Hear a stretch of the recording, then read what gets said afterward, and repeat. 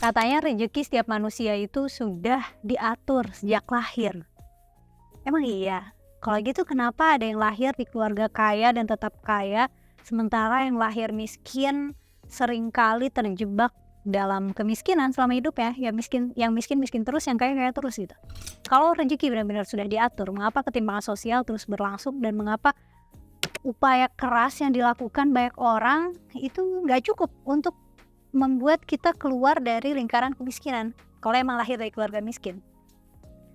Faktanya, penelitian menunjukkan bahwa kemiskinan seringkali diwariskan dari generasi ke generasi, bukan karena rezekinya udah diatur, bukan karena dia diatur untuk jadi miskin ya, melainkan karena ketidaksetaraan akses terhadap sumber daya dan peluang.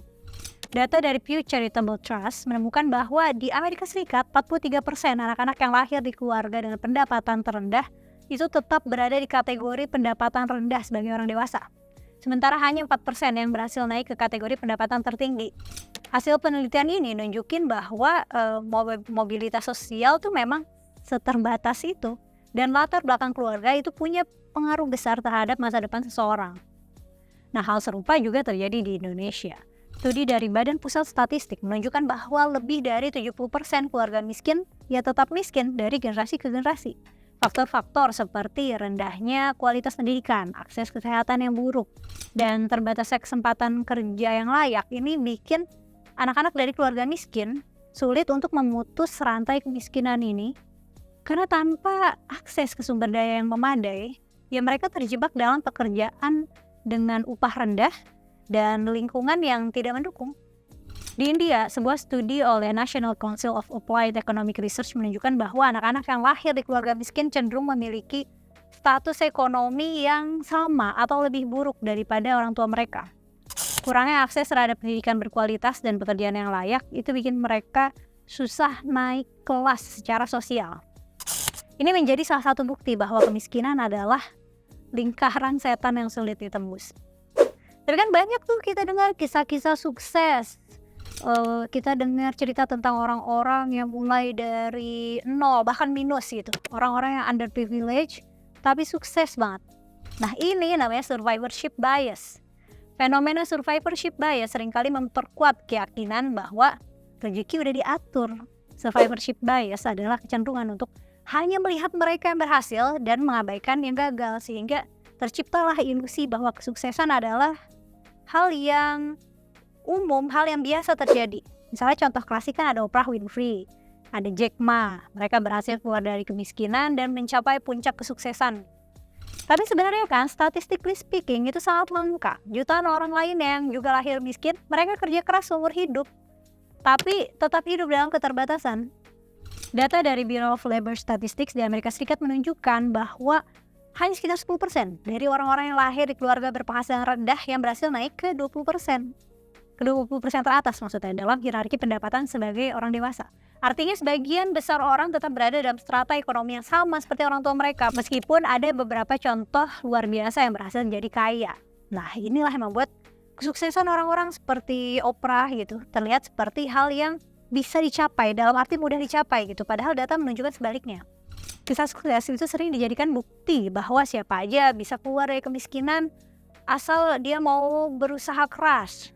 Tapi ini tuh ilusi, karena dalam realitas mereka yang berhasil keluar dari kemiskinan adalah sangat sedikit sekali.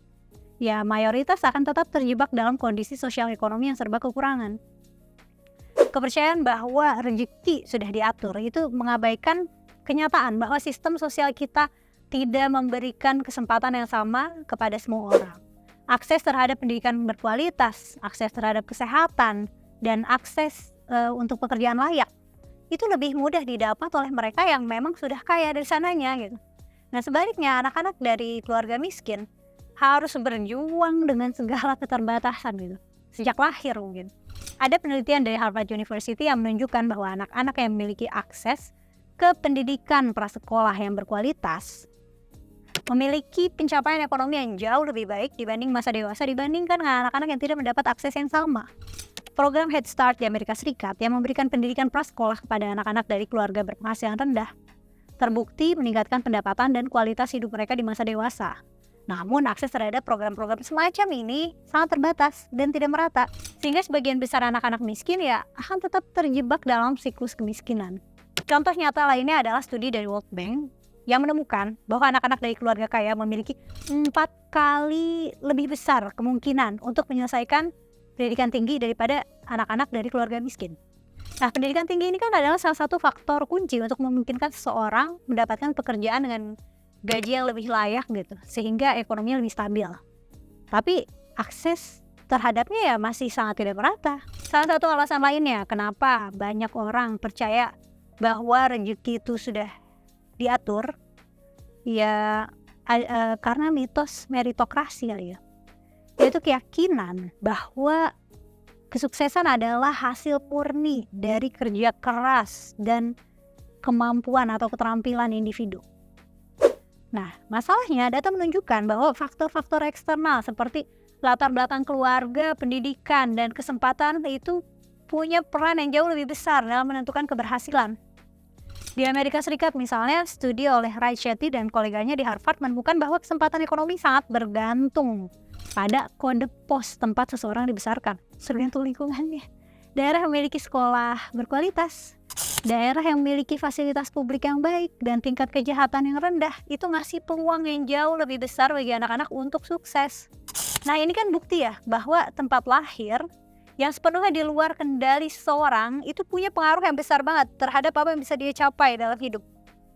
Di Inggris ada penelitian oleh London School of Economics yang menunjukkan bahwa anak-anak dari keluarga kaya memiliki kemungkinan 2 kali lebih besar untuk mendapatkan pekerjaan di sektor profesional dibanding dengan anak-anak di keluarga miskin, meskipun prestasi akademiknya sama. Nah, ini salah satu bukti bahwa jaringan sosial dan akses yang dimiliki keluarga kaya itu ngasih keuntungan yang tidak dimiliki oleh mereka yang lahir di keluarga miskin. Kalian nggak kalau orang yang punya uang akan bisa berhemat lebih banyak karena punya uang banyak gitu. Misalnya sesederhana beli sampo misalnya. Sampo kemasan 800 ml akan lebih murah per milinya dibanding sampo kemasan 100 ml atau yang sasetan gitu. Tapi masalahnya sama orang yang beli botol kecil atau sasetan itu kan kadang karena mereka nggak bisa spending banyak karena uangnya terbatas. Atau kalau kita beli pulsa atau token listrik misalnya, akan lebih murah kalau kita beli yang mahal. Ya anggaplah extra fee-nya 2.500 gitu. Kalau kita beli pulsa 50.000 kan jadi 50.000 ditambah 2.500. Kalau kita beli 100.000 kan jadi 100.000 tambah 2.500 gitu.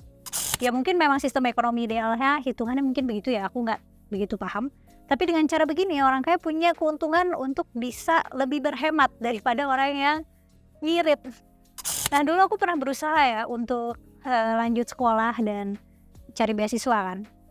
Ternyata prosesnya itu cukup costly. Ada biaya-biaya yang perlu aku keluarkan terkait keperluan mendaftar gitu. Selain uang pendaftaran, ada tes bahasa Inggris yang 3 jutaan, ada biaya tes kesehatan dan lain-lain. Nah, waktu itu aku dengar cerita kalau ada teman pejuang beasiswa juga yang dia tuh mau wawancara seleksi kampus aja, dia harus keluar kota pakai pesawat, kayak keluar pulau deh, aku lupa, dan cari hotel karena di tempat tinggalnya belum ada internet. Aku lupa tepatnya dia orang mana ya, sepertinya orang timur jauh gitu. Cuman itu kayak wow, ongkosnya gede banget hanya untuk memenuhi wawancara seleksi kampus, belum proses lainnya gitu. Sementara yang orang Jakarta ya, aku yang orang Jakarta, wifi itu kan udah jadi fasilitas primer gitu. Di kantor ada wifi, di kafe ada wifi, di masjid mungkin ada wifi kali ya. Nah, gimana nih kalau kepercayaan rezeki udah diatur itu ya sebenarnya malah hanya akan melanggengkan sistem yang tidak merata gitu. Faktanya nggak semua orang punya peluang yang sama, dan kita nggak bisa mengandalkan suatu entitas gitu, suatu entitas untuk mengatur rezeki kita gitu. Yang bisa punya kendali ya kita sendiri, dan tentunya didukung oleh sistem yang berlaku. Kalau kita ada dalam kondisi underprivilege, emang harus berstrategi banget sih untuk bisa berhasil ya. Gak bisa ngandelin bapak sendiri untuk nyariin kerja misalnya. Kalau misalnya kamu kuliah IPK-nya cuma 2, bisa aja kamu dikasih kerja apa kalau bapak kamu apa. Asal ya mungkin kita bisa Kalau orang tua kita kaya, mungkin kita punya kekayaan warisan gitu untuk dipakai modal buka usaha. Atau mungkin kita bisa jadinya punya aset untuk jaminan usaha. Kalau nggak punya apa-apa gimana? Kalau kita orang yang underprivileged banget, kita nggak bisa tuh berstrategi ambil risiko besar. Karena kita nggak bisa membeli harga kegagalan. Orang yang berani gagal, ya dia berani gagal karena kalau dia gagal dia nggak akan dalam kondisi yang dia nggak bisa bangkit lagi.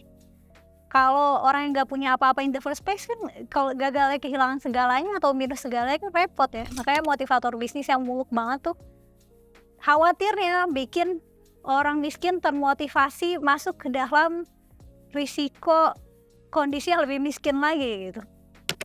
Ada juga kan misalnya dakwah-dakwah yang katanya tuh makanya sedekah buat melancarkan rezeki. Nah, lakukan amalan ini buat melancarkan rezeki. Nah, ini lebih nggak bisa diukur lagi. Aku bukannya tidak menganjurkan sedekah ya. Sedekah itu bagus, cuman jangan sampai sedekah yang membuat kita jadi tambah miskin gitu. Karena ini nggak bisa diukur. Kalau kita mau sedekah untuk tambah kaya, nggak bisa diukur gitu. Ya karena faktanya hal-hal mengenai rezeki itu kan sangat bisa diukur ya. Datanya bisa kita akses dari mana-mana gitu, gampang. Ya memang ada aja gitu rezeki yang bisa datang tidak terduga. Tapi meskipun tidak terduga, itu juga kan karena kemungkinan dan peluangnya bukan nol. Kalau kita kerja di korporat yang punya sistem bonus, bisa aja kita dapat bonus kejutan gitu. Sementara orang yang nggak punya kerjaan, ya dia mau dapat bonus dari mana? Oke, mungkin dia bisa dapat bingkisan makanan dari tetangga gitu. Tapi kalau dia nggak punya tetangga, dia mau dapat bingkisan dari siapa gitu. Jadi sebenarnya rezeki kita ya bisa di-cheat juga gitu. Kayak hasil penelitian tadi, tergantung kode pos. Kesuksesan tergantung kode pos. Kalau kita menempatkan diri secara strategis di mana kita bisa dihargai, di situ kemungkinan besar peluangnya rezeki datang. Kalau kita nggak ngapa-ngapain, nggak kelihatan, apalagi emang pengangguran gitu ya, nggak punya seseorang atau anggota keluarga yang ngasih makan, ya gimana? Apa yang sebenarnya lebih menakutkan, menerima bahwa sistem kita tidak sempurna dan perlu diperbaiki, dan diri kita sendiri perlu berstrategi, atau kita mau terus bersembunyi aja di balik keyakinan, tenang aja, rezeki nggak bakal kemana, udah ada yang atur. Mau nggak kita untuk mengakui bahwa kesuksesan itu bukan murni soal kerja keras, tapi juga soal dimana kita bisa memulai dan soal seberapa besar sistem mendukung kita gitu. Karena nyatanya kita akan mendapat lebih banyak kesempatan di dalam sistem yang ramah terhadap kesempatan-kesempatan baru. Kita bisa aja hebat banget dalam suatu hal, tapi nggak sukses gitu, nggak kepake, nggak dihargai, karena sistemnya nggak memungkinkan kehebatan kita dalam sesuatu itu untuk bisa terlihat. Tapi kalau menurut kamu gimana nih? Tulis kolom komentar ya. Makasih udah menonton sampai selesai. Sampai ketemu di konten selanjutnya.